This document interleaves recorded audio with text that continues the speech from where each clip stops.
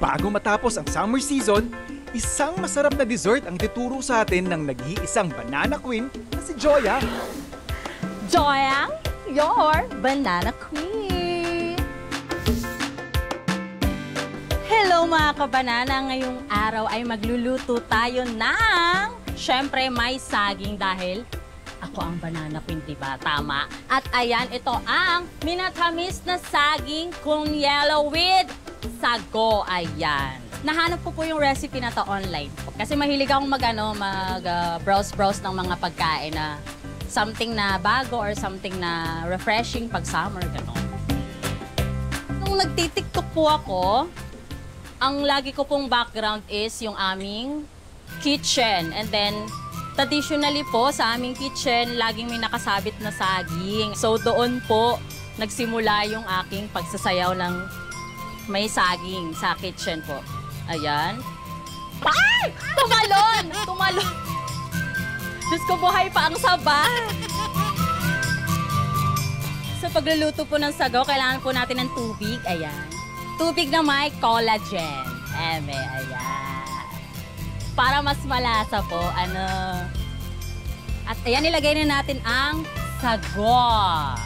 Then, haluin lang hanggang maluto at maging caviar. Dahil nga prepared ako, meron na tayong luto niyan. 1, 2, 3, 4. Wow! Ayan. Taray na dito ng itlog ng bangus. Ayan. At ayan, lutuin naman natin ang saging. At ilagay ang water with glutathione. Pakuluan lang po natin siya hanggang sa maluto ng very, very light. Okay? Takpan po muna natin at antayin natin kumulo. Ay, sayawan natin ng para madaling maluto. Ayan! At dahil luto na ang ating saba at naliyo na sila sa kahahalo, pwede na nating ilagay ang asukal na pula with insulin. Ayan! Perfect! Then, halo-halo lang. Ganon. Ilagay ang vanilla. Ilagay na ang mga caviar. Yes! Pakilahat na natin.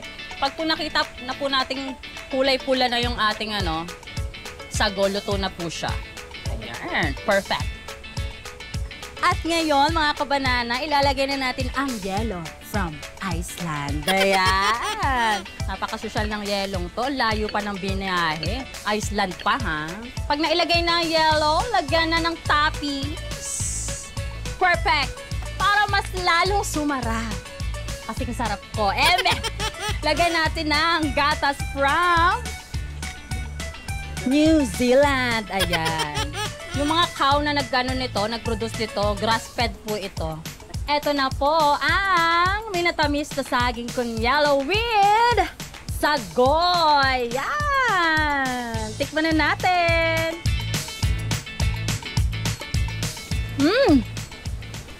Sarap. Very refreshing. Diba talaga pag yung gatas grass-fed yung cow. At yellow from Iceland. Saka sumisipa yung mga caviar, ha? Parang sila Parang popping boba.